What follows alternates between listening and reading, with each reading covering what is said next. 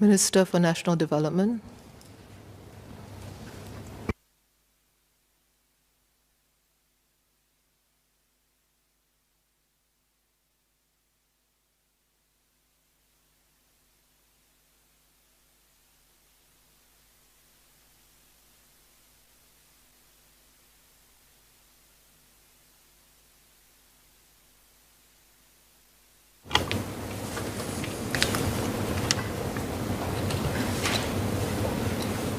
Madam Deputy Speaker, I thank all the members for their comments, their ideas, both to tackle the immediate situation that's confronting our construction sector and the impact on home buyers, but also the suggestions that many of you have made with regards to the mid and long-term future of construction here in Singapore.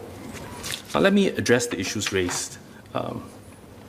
Mr. Louis Ng was concerned about public sector expenditure and about fiscal prudence.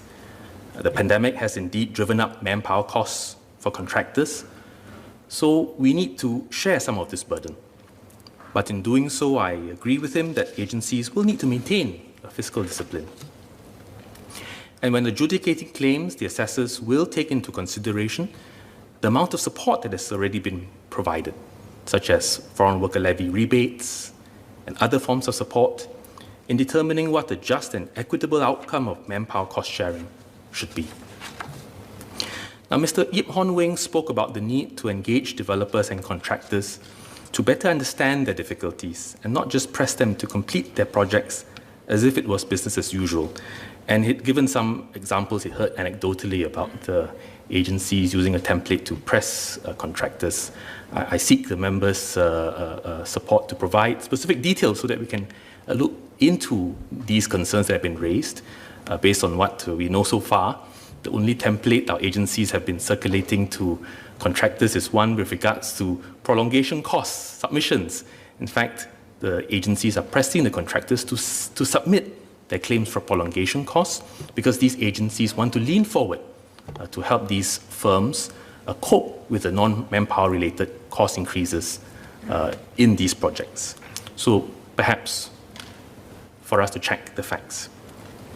But I do agree with the member that we need to adopt an even stronger collaborative posture during this crisis. As I said during the opening speech, at this time in a sector where there are many interlocking relationships of many stakeholders, if one goes down, the entire project is imperiled, and we all have to lean forward and help each other. And this applies to both government agencies as well as private developers.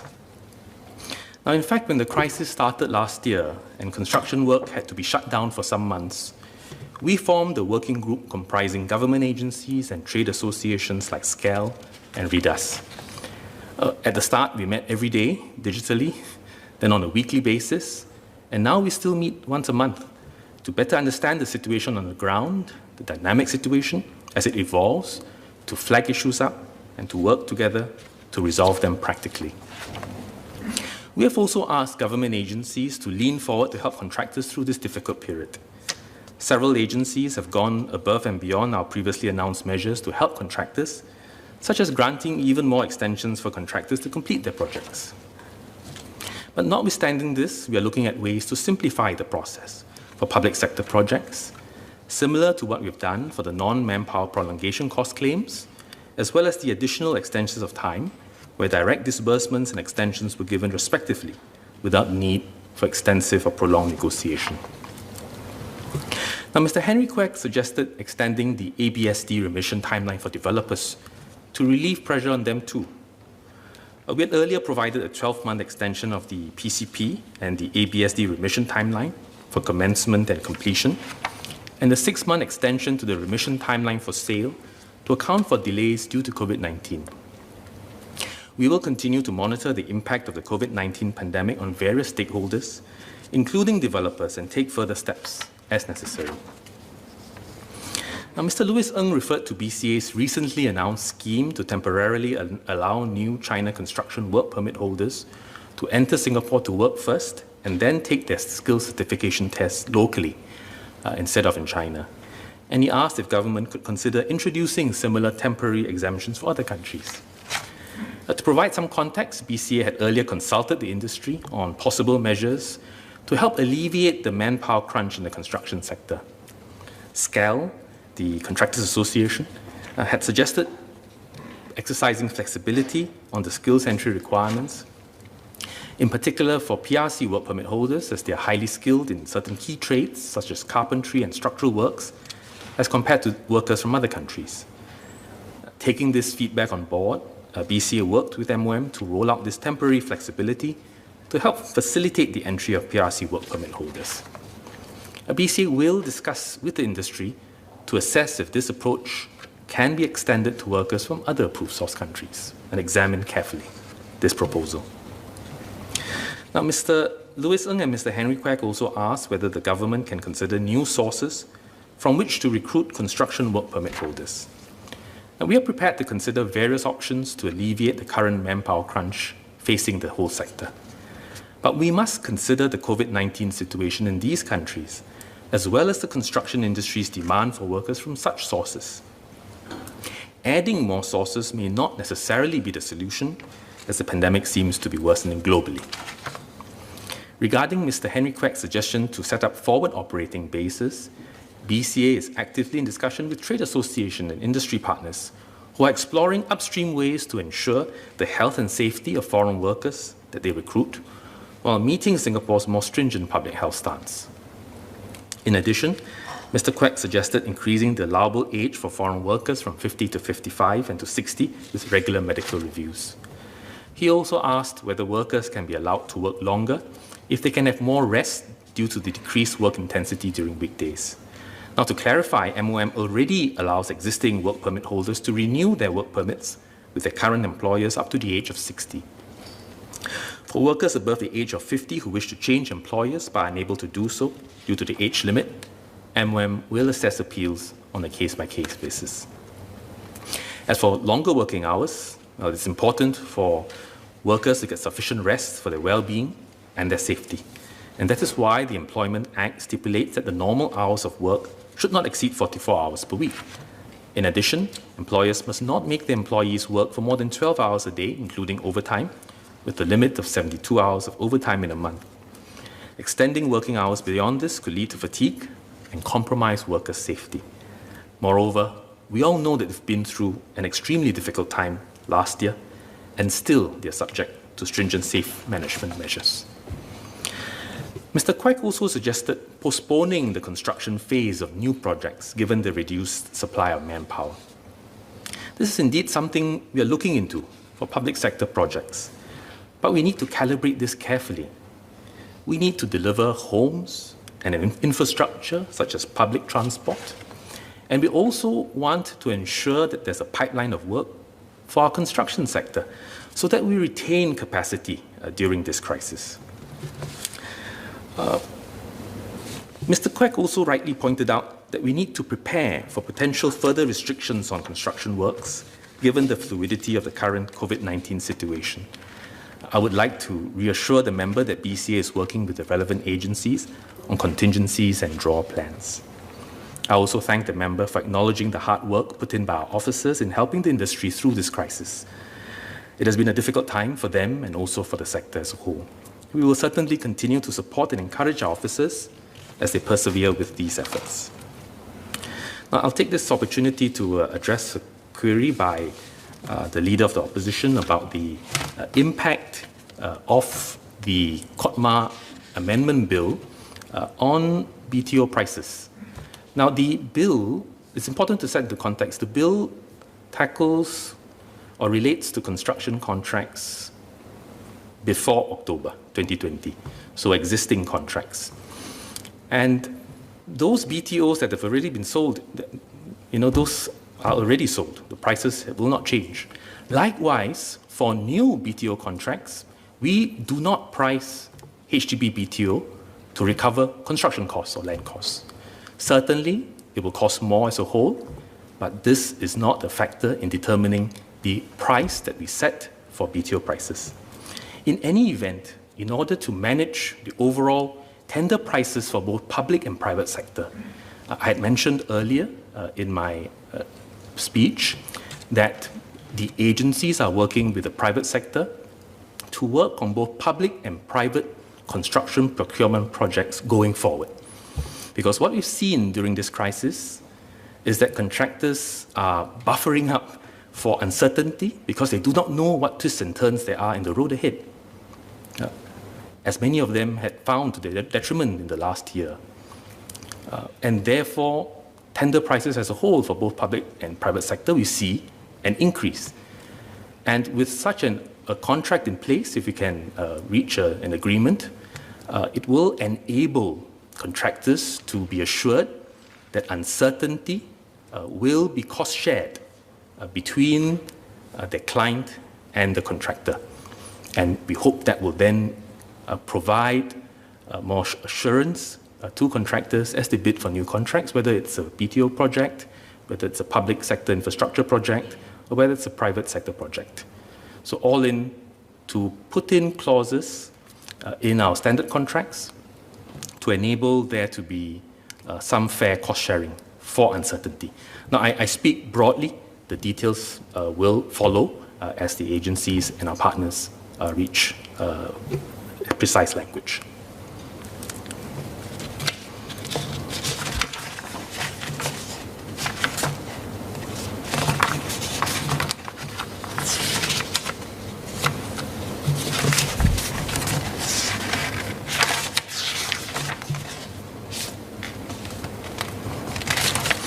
Now, Mr. Yip Hon Wing asked the government to consider more measures to help contractors, such as enhancing the job support scheme for the sector, further reducing the foreign worker levy, and providing additional time for project completion.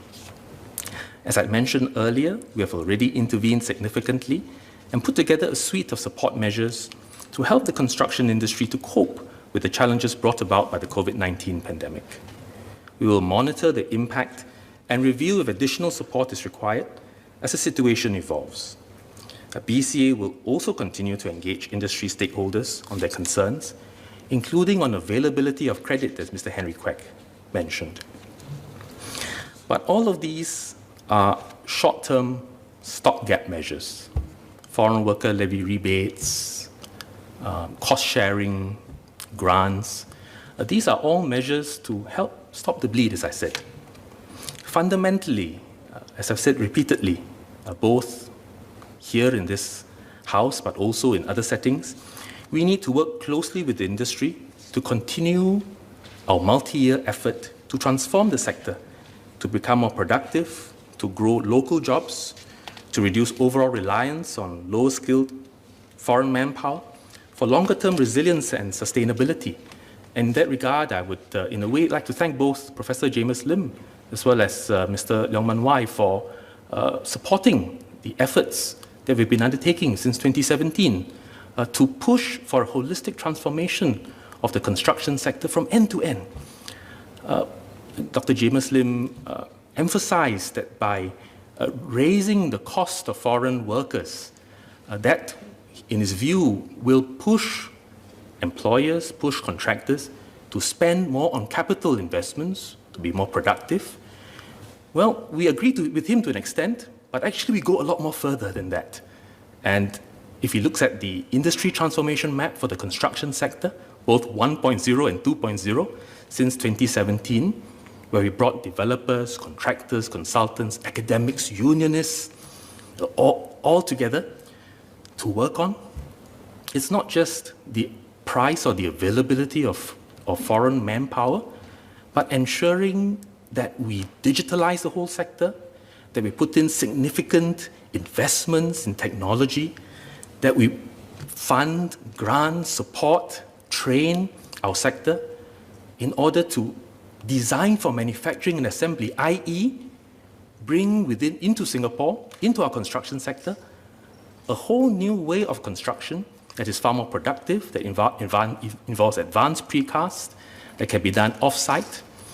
And I would ask both members, Dr. Lim as well as Mr. Leong, to look and read our ITM and tell us whether they fully support it. In fact, during COS this year, both MOS Tan Kiat Hao and myself took pains to explain again our efforts to transform the sector and create good local jobs for our graduates, for our diploma holders and our IT certificate holders, in order to push the sector forward.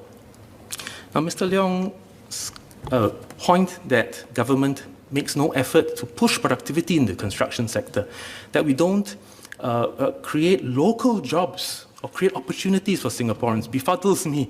And I was just exchanging notes with MOS Kit Howe, because during the COS, that was really the gist of what we were saying. And if the member would read and reread the MOS Tan Kit Howe speech, he gave example after example of Singaporeans who were describing their journey into the construction sector, seeing how the sector has evolved, how technology has created a niche for them, enabled them to build more productively. Old-timers, we've seen how construction has moved from 2D to 3D using automation, and young entrants being very excited that the construction sector is becoming far more high-tech, digitalized, connected, interconnected, multidisciplinary. Now, all this work is happening at great speed, but we're pushing hard. And about productivity, Dr. James Lim felt that productivity in the sector had not improved despite efforts.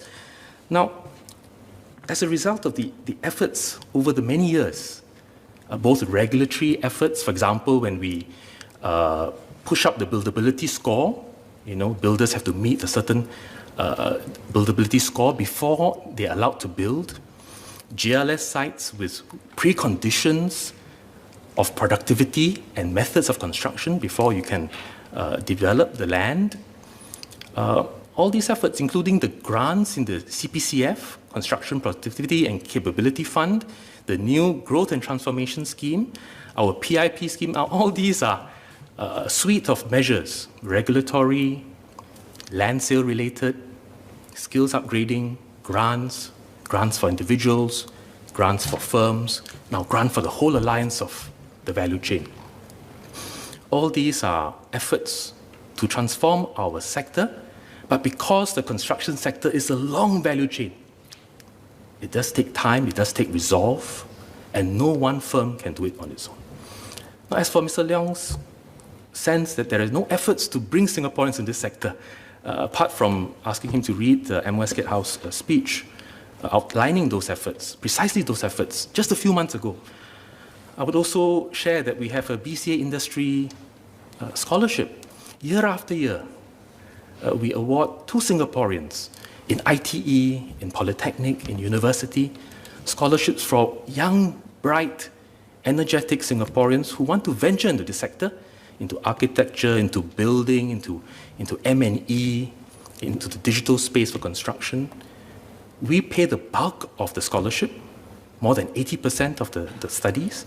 The industry pays up to 20%, and they're bonded to the firm, to the Singapore firm, in order for Singaporeans to be injected into these firms, to grow with these firms.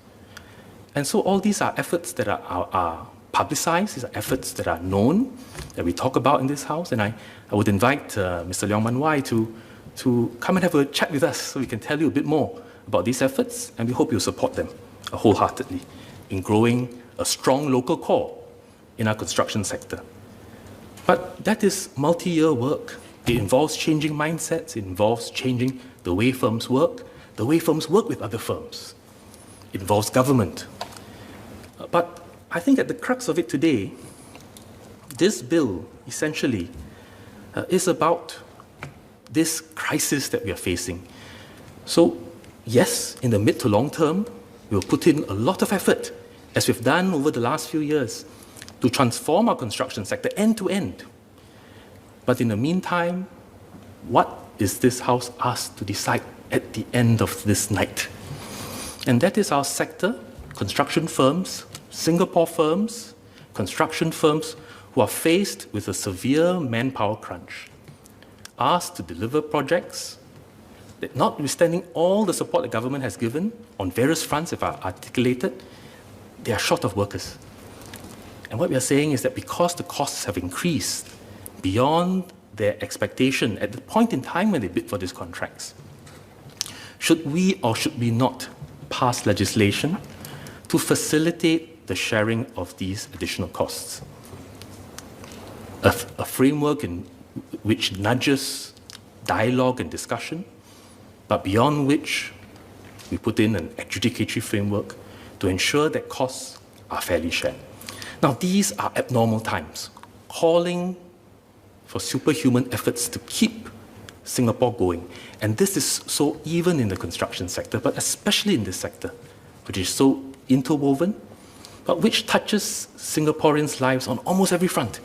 Building of your homes, building of your roads, building of your public transport, building of the facilities, including the medical facilities that are so critical in the fight against COVID-19. And so I asked Mr. Leong Man why, because I seem to get the sense from him that he does not support this bill, does not support bearing some of the burden that Singapore contractors are suffering under, does not support bringing in foreign workers in order to help the sector cope during this period. Because I recalled him saying that, don't bring in foreign workers. Let the contractors take this time during this crisis to learn how to live with less foreign workers. I hope I was mistaken, but perhaps the member could confirm. Does he support this bill? Does he support the need to help the whole sector during this time? Does he support the need to alleviate the suffering and pain that the construction sector is under, which will then have knock-on effects on home buyers, property buyers, companies and businesses who are waiting for their properties? So that is critical. And he makes a number of other points, and I'm tussling over whether to spend more of this evening during second reading to address them. But he talks about cooling the property market by increasing additional buyer stamp duties, and then taking that money to pay for the cost increases, and then using that money also to fund more HDB rental flats. Now, I wanted to address them, but I think it may be better if the member raises a motion, puts out his ideas, sets out his sums as to how much more APST he wants to raise. Is it for Singaporeans? Is it for PR? Is it for foreigners? And how much does he think it will yield? And how much will it go in addressing all the strategies that he has set out in his speech earlier? And of course, in response, finally, to the Leader of Opposition, I just wanted to clarify whether he supports bringing in foreign workers at this time, bringing in more workers in order to keep the flow of manpower to the construction sector going, because he spoke to many contractors who are concerned about the current situation. And does he then support bringing in more foreign workers? Or does he want to freeze the growth of foreign workers into Singapore? Finally, Madam, I would like to say that I agree with Professor Hoon Hian Teck. He made a good speech. He said that our approach has to be adaptive and strike a balance between two imperatives, saving lives and protecting livelihoods. That's a truism. But indeed, these are complex, dynamic, and fast-changing trade-offs that we've had to consider in managing this pandemic. Minister Lawrence Wong explained how the Ministerial Task Force has sought to steer us through all of this uncertainty in his ministerial statement earlier today. Unlike some other countries, Singapore needs to preserve jobs and capabilities by staying connected to the world. We will continue to carefully monitor the economic situation as well as the global health situation and make adjustments as necessary. Madam Deputy Speaker, in conclusion, the amendments before the House today are an important part of our overall support package for our construction sector in view of the manpower crunch brought about by the pandemic. I thank members and all our industry stakeholders for their strong support for these measures. Leader of the Opposition. Deputy Speaker, I rise to respond to Minister's question about whether I support bringing in more foreign workers for the construction sector. Earlier on in my speech and earlier on in the day during parliamentary question time, I spoke of opening up more non-traditional source countries. And I even raised the example of Vietnam because the numbers of the infection rate there is very low compared to many other ASEAN countries, although in the last few days I understand the numbers are going up. Still, the rise is in terms of absolute numbers less. So that should give an indication about where I stand on the situation affecting some of these companies. And my communication really has been with the small contractors, 3, 4, 5 foreign workers even. And when you lose 1 or 2 foreign workers, a lot of your business, you cannot execute a project. And so for these particular individuals, it is a dire situation. And so it would be grossly unfair then to suddenly pull the rug from under their feet and say, no, we have to stop foreign workers from coming in right now. But overall, I heard what Minister said about the ITMs in particular, the construction ITMs, a longer project, I would say, to wean the sector to be more manpower lean. And I believe at some point, the government will have to present its report card on what its progress has been. And I think that will be helpful also for members of the public to make an assessment as to whether the measures, the amount of money put into the ITMs, specifically the construction ITMs, to improve productivity has borne fruit. But I hope I've answered the Minister's questions. Mr. Leong Man Wai.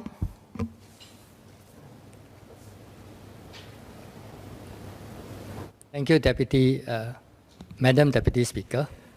I'd like to thank the Minister for enlightening me on all the progress in getting Singaporeans back into the construction industry.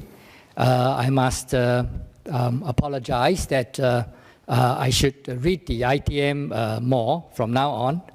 But I hope you understand that as an NCMP, I don't have a lot of resources. Okay, and every day there are about 50 to 100 pages of material from Parliament coming into the portal.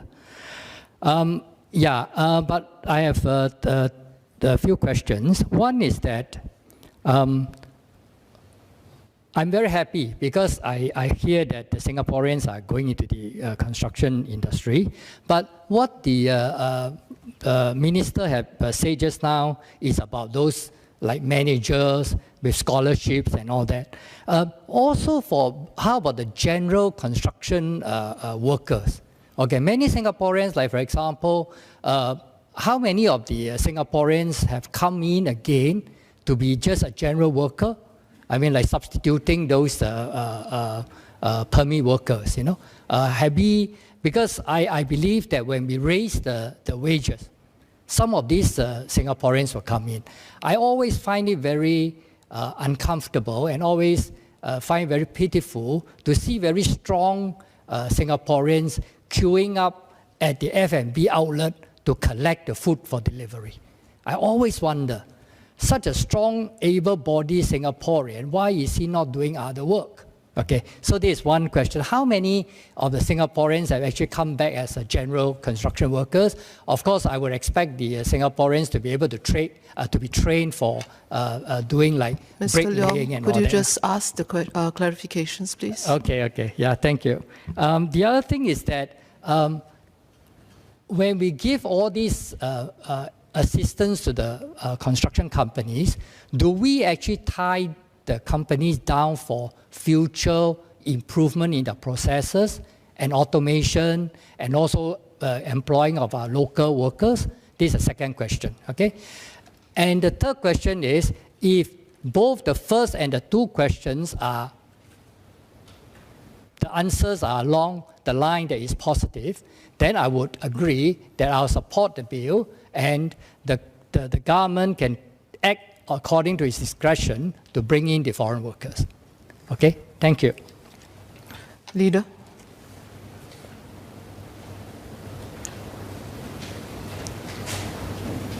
Madam Deputy Speaker, I just wanted to clarify something that the Honourable Member said, just for my own understanding.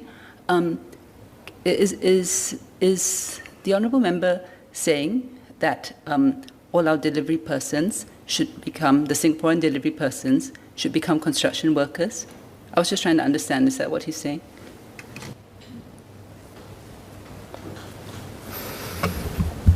Minister, yes. I think some Singaporeans, because there are like about 100,000 gig workers in Singapore, right? Around. And then there are also Singaporeans who are unemployed. And given this COVID environment now, if you raise the wages high enough, there is a threshold that I think Singaporeans will come in, even as a general construction worker. I mean, that's my perception. Thank you. Please enlighten me. Minister.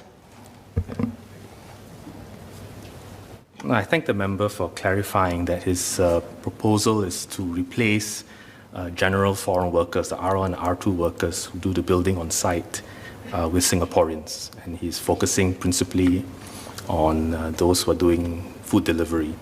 Our approach is different. Our approach is in recognition that the job needs to be, or the processes need to be significantly reorientated. The processes need to be changed and enhanced in order to create a good job for Singaporeans. A job which commands the level of productivity and skills that warrants the kinds of pay that I think the member is talking about. He doesn't have a figure, but he's talking about increasing the pay until a threshold where Singaporeans come in. But whereas for him, he thinks you increase the pay, Singaporeans, including delivery drivers and riders, will do the jobs that current workers from India, Bangladesh, and other source countries are doing, as they are. But what we are saying is that, yes, you need to pay the Singaporean more, but the job has to be different. And it's not just, as the member suggests, architects or engineers, consultants, but even builders. But that requires mechanization, automation. I visited once an ICPH, which is a precast hub yard, and they're actually building rooms, building panels for construction, and Singaporeans are doing those jobs. But it is very different from the kind of job that the member envisions Singaporeans will be doing. So it's a different strategy. At the end of the day, even as we automate, even as we increase productivity, as both Mr. Leong Man Wai and Dr. James Lim say we should, there will still be a need for some foreign workers. We hope they'll be more skilled, to keep them in our sector, keep them here, to supplement the core of Singaporeans that we want to build for this sector. And I seek the member's support for this.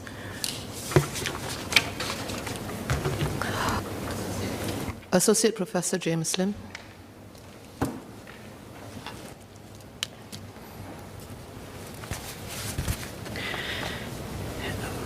Madam Deputy Speaker, with your indulgence, I would like to begin with a point of clarification. I had erroneously stated that the member Gerald Giam had indicated earlier that he had suggested permitting worker transfers from the 56th day onward. Gerald had shared with me that he plans to advance this proposal but has not, in fact, done so in this House. So I wish to clarify this for the record. Now, in terms of a quick clarification question for the Minister, I thank him for his clear articulation of efforts via the ITM to transform the sector by allowing costs to rise. And as he rightly pointed out, I am fully in support of this general principle. But I should also note that we spent many hours earlier debating over what seems to anyone not in the industry to be a severe reluctance to even entertain a small escalation in the transportation costs of construction workers. So my question then is whether the Minister believes that the construction ITM has truly made headway in changing mindsets and behaviors, and if not, what is the timeline for which we can expect an actual change such that we will see increases in wages? Minister Desmond Lee.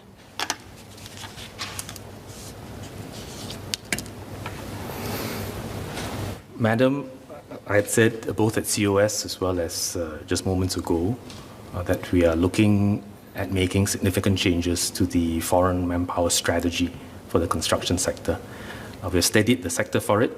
They recognize that this is going to be painful, but we'll make some significant moves starting from next year, including doing away with the MYE framework, moving to one in which it biases towards more productive off-site work, and there's opportunities then for Singaporeans to come into the sector and not just raise the wages of the foreign workers, but even those foreign workers working off-site will have to be more skilled to operate the machinery, and therefore the wages will have to be higher because they are more productive and more skilled.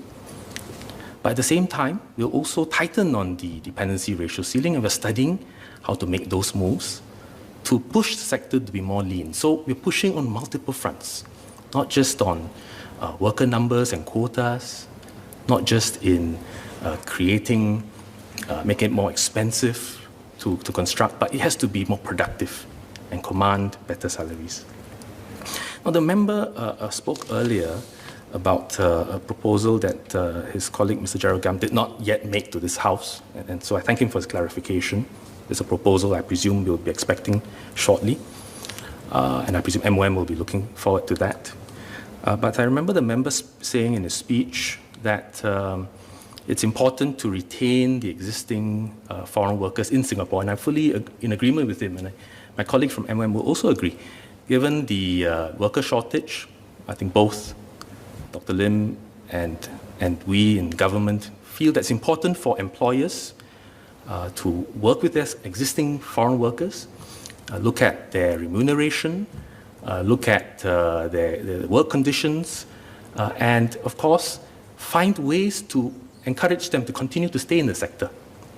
But what I have some questions about is the member talked about, well, SCMX is one, which is actually a SCAL's efforts to help to provide a marketplace for workers within Singapore so that they move employers rather than be sent back. But his proposal, or what he says is Mr. Gerald Gam's upcoming proposal, to in effect make it easier for workers to move from one employer to the other. But if you speak with contractors, including the small subcontractors that the leader of the opposition had spoken to, what they are most concerned about and unhappy about over the last few months is precisely worker poaching. Worker poaching. You have a worker working with you, suddenly he's gone, and it's because of moves and flexibilities, which now the member would like to enhance, that will probably exacerbate this worker poaching. MOM's and SCAL's approach is different, recognizing that the rule that the member talks about was for a different time and a different era. And I think Dr. Tan Si Ling can come in later if you would like to ask MOM more about this. But now with worker scarcity, with projects at stake, it is precisely the opposite that needs to be done, within appropriate limits, ensuring that this poaching gets put to a stop.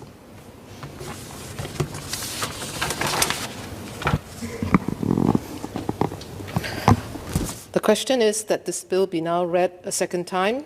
As many as are of the opinion, say aye. Aye. To the contrary, say no. I think the ayes have it. The ayes have it. COVID-19 Temporary Measures Amendment Number 3 Bill. Committee stage what day?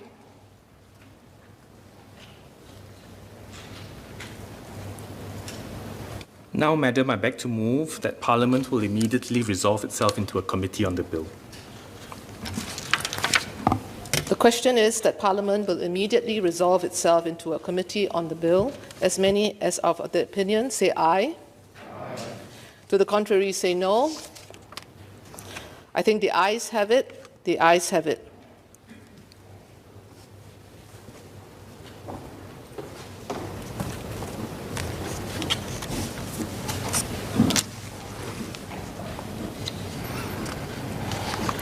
The question is that clauses 1 to 3 stand part of the bill.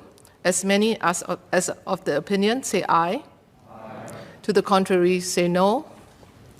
I think the ayes have it. The ayes have it.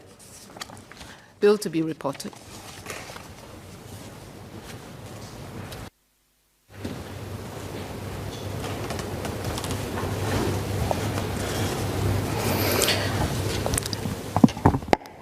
Minister for National Development. Madam Deputy Speaker, I beg to report that the bill has been considered in committee and agreed to without amendment. Third reading, what day? Now, Madam, I beg to move that the bill be now read a third time. The question is that the bill be now read a third time. As many as are of that opinion, say aye. Aye. To the contrary, say no. I think the ayes have it. The ayes have it. COVID-19 Temporary Measures Amendment Number 3 Bill.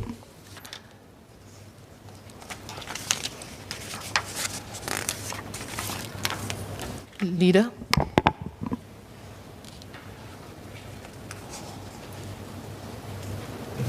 Madam Deputy Speaker, I beg to move that at its rising today, Parliament do stand adjourned to a date to be fixed. The question is that at its rising today, Parliament do stand adjourned to a date to be fixed. As many as are of that opinion, say aye. Aye. To the contrary, say no. I think the ayes have it. The ayes have it. Madam Deputy Speaker, I beg to move that Parliament do now adjourn. The question is that Parliament do now adjourn.